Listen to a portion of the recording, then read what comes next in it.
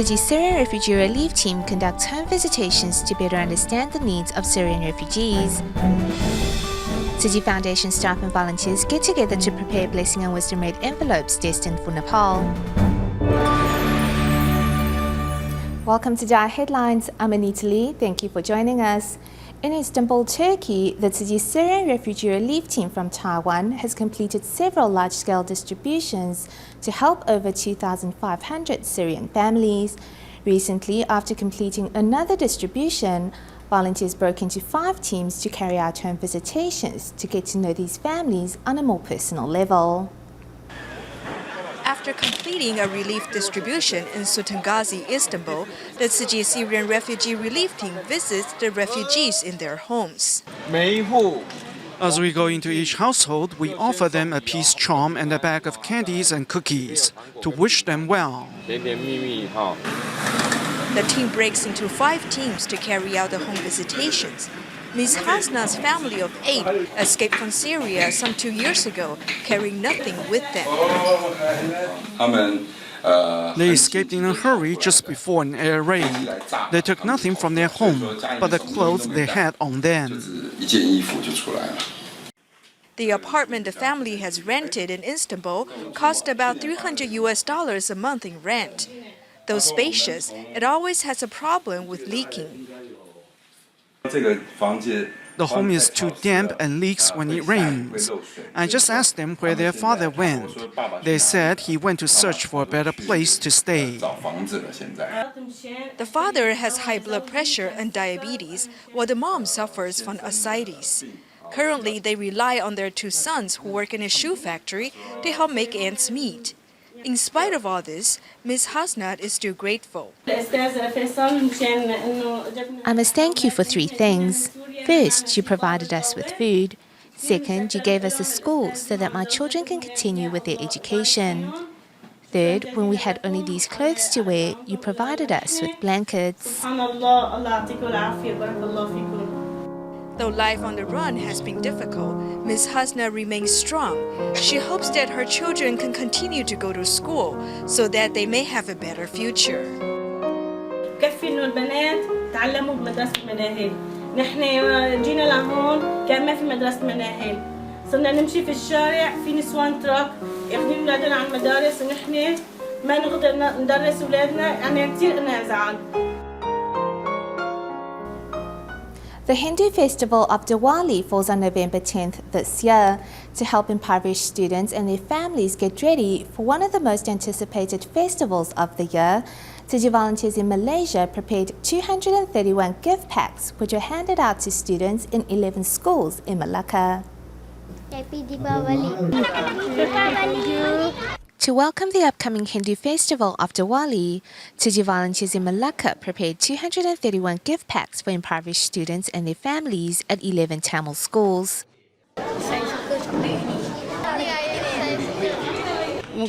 This has definitely lifted the load off our shoulders.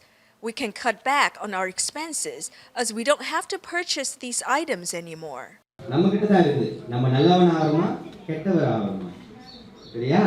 The schools that volunteers visited are ones which Tzu Chi has been working with as part of its Happy Campus program as well as scholarship recipients. Actually, their background is very poor family. So far, they can't afford to buy the things.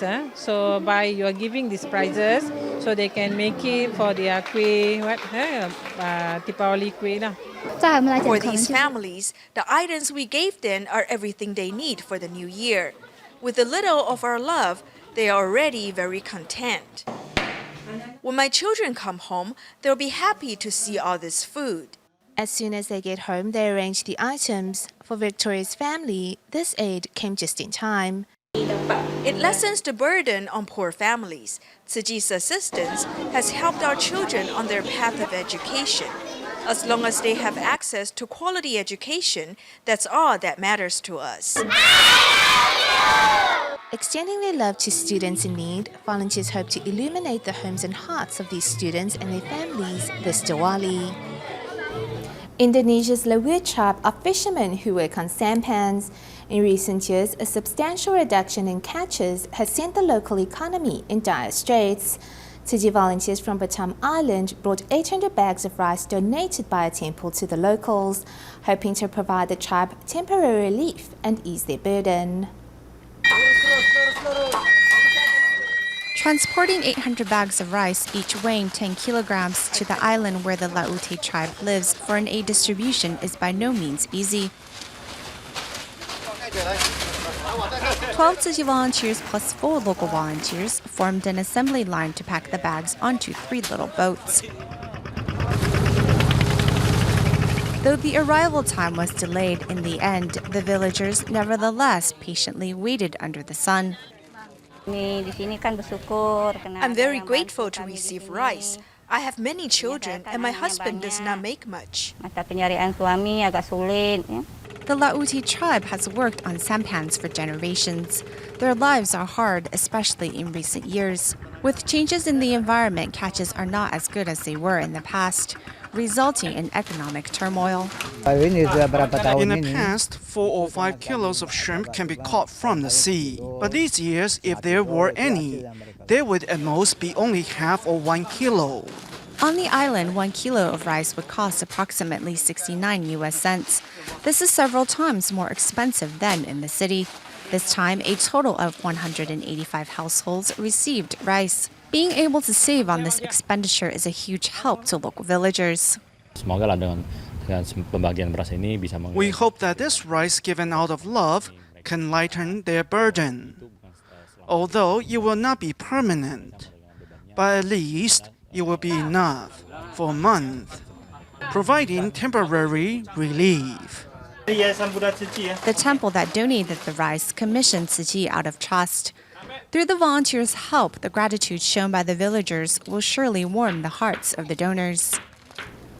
Tima volunteers in the Philippines have teamed up with Tima Singapore to hold a 3-day large-scale clinic in Tacloban, which is expected to serve over 3,700 residents.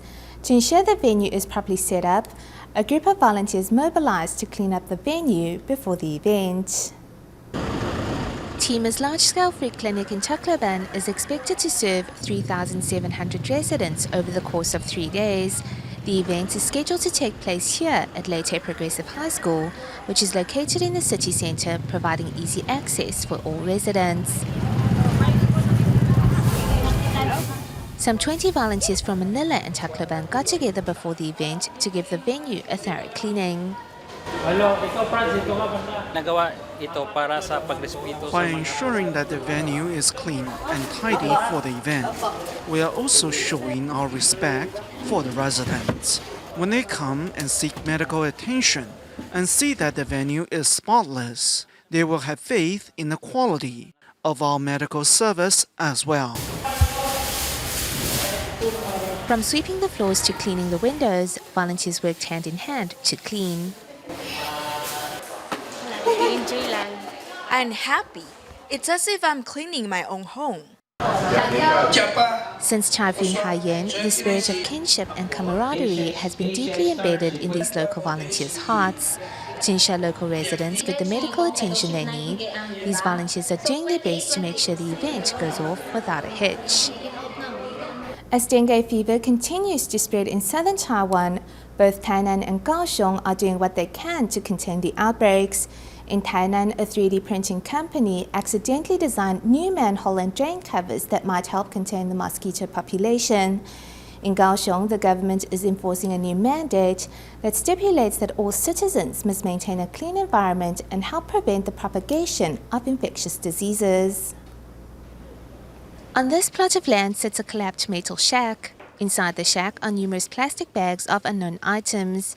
It is obvious that there are pools of standing water there.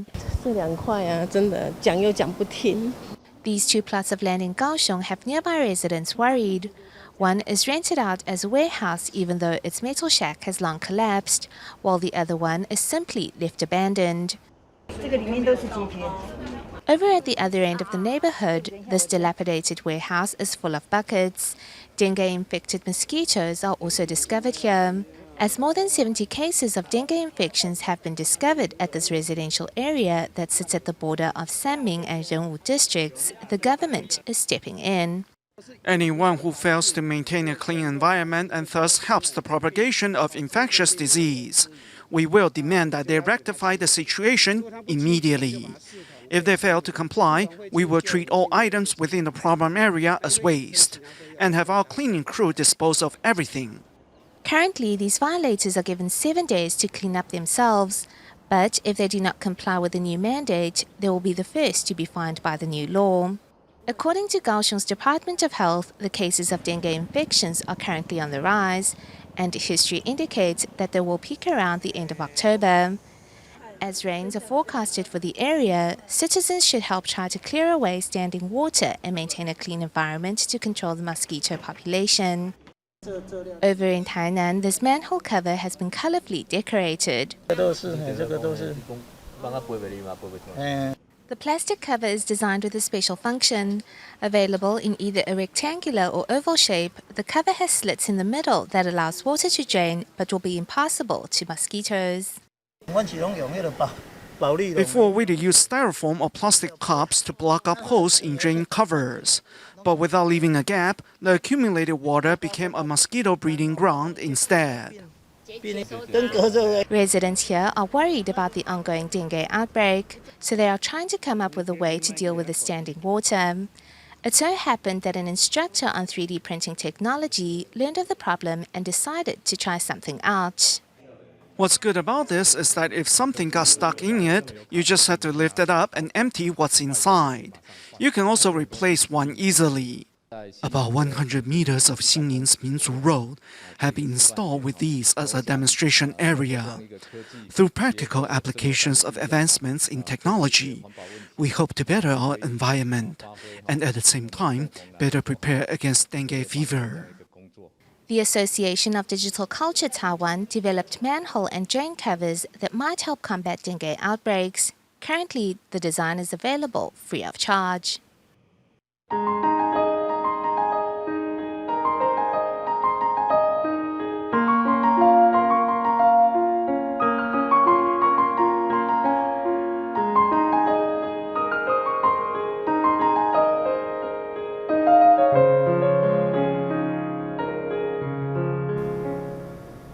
When Zhang Yaru was in the 6th grade, she often fell ill and had unexplained bruising all over her body.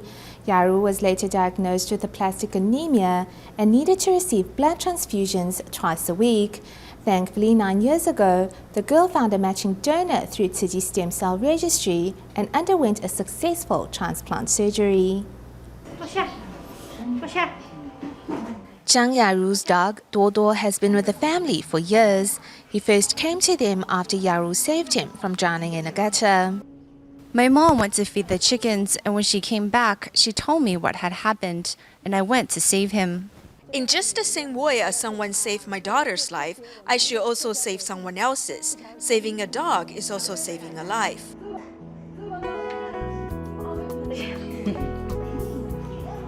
Throughout the years, Yaru and her mother have come to appreciate all things big and small in life. When Yaru was in 6th grade, she was always ill and often had unexplained bruising all over her body. She was later diagnosed with aplastic anemia and needed to receive blood transfusions at least twice a week. By the time she's done with her blood transfusions, it's usually 2 or 3 o'clock in the morning already. We would go every Friday, and sometimes if her condition worsened, we'd have to go again on Tuesdays. Even with the regular blood transfusions, however, Yaru's condition did not improve, and the financial burden of Yaru's medical expenses soon exhausted her parents' savings. We didn't have a lot of savings, and when we found out about our daughter's illness, we knew it was going to cost us a lot of money. We were really worried. We didn't know what to do. Fortunately, Yaru was able to find a matching donor in Tzu Chi's stem cell registry. To this day, the family remains grateful to the kind-hearted stranger who has given Yaru a second chance at life. I want to thank the donor for saving my life and let him or her know that I will take very good care of myself. Over the past 9 years, Tzu Chi volunteers have never left this family's side. On the volunteers' most recent visit, they gave Yaru a Jingsi aphorisms booklet, hoping she may make the most of her life and relay the love she has received to others in need. Tzu Chi volunteers in Hualien continue to visit some founding volunteers of Tzu Chi. Although many of these senior volunteers are no longer active in Tzu Chi because of old age and illnesses, their love for the organization and people in need has never changed. Tzu Chi volunteers embrace vegetarianism, so I also go meatless with her. Senior volunteer Deng Shuqing and her husband are unwell, but seeing their Dharma families, they gladly talk about other volunteers.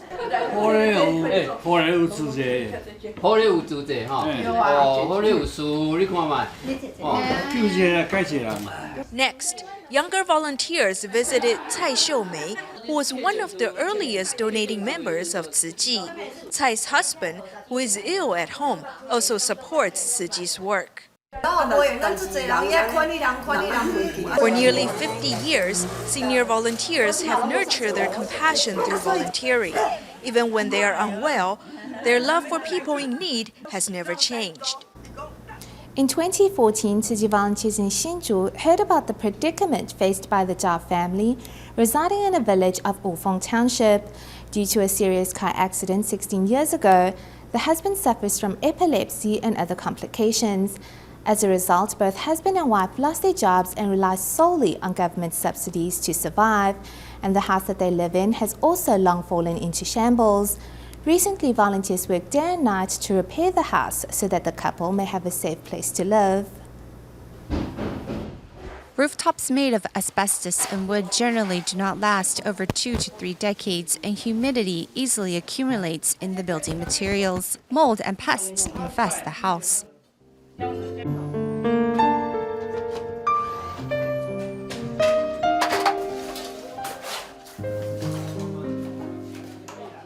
After evaluating the situation, Tzu Chi volunteers in Hsinchu immediately brought in workers to repair the roof.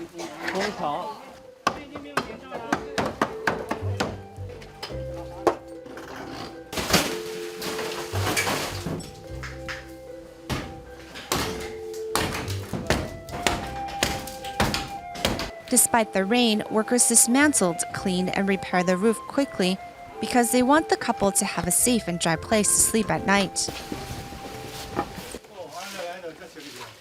Yu Changming, a bone marrow donor just 3 months ago, also joined the repair efforts. I don't know much about housing repair, but I want to do my small part to make sure that this house is repaired as quickly as possible. I feel a great sense of accomplishment from this. Teams of Tzu Chi volunteers visited the Zhao family, bringing steel beams, paint, pipes, electrical wires, and other materials to repair and repaint the couple's house. With 136 volunteers helping out during the course of 9 days, the team was able to present the couple with a brand new home.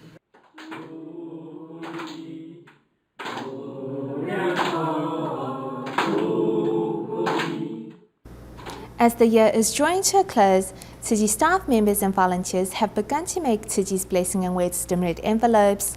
This year, some of them gathered at the Hualien Tzu Chi Hospital to prepare 3,600 red envelopes destined for Nepal. Under the guidance of Jingse both Dharma masters, everyone is busy making red envelopes for people in Nepal. Each red envelope contains a Nepalese coin inside. The 2 oxen working in the field on one side of the coin reminds me of our life at the abode in early days. It's exactly the same image you would see at the abode decades ago. A total of 3,600 red envelopes will be made and then taken back to the people of Nepal at the end of October by members of Nepal's Tzu Chi International Medical Association. 因为尼泊尔大地震。 After the relief work in Nepal, our volunteers brought back these Nepalese coins with them. So this year, we're going to put a coin and rice seeds inside each envelope, which symbolizes that through cultivation, the seeds of love may one day blossom in Nepal.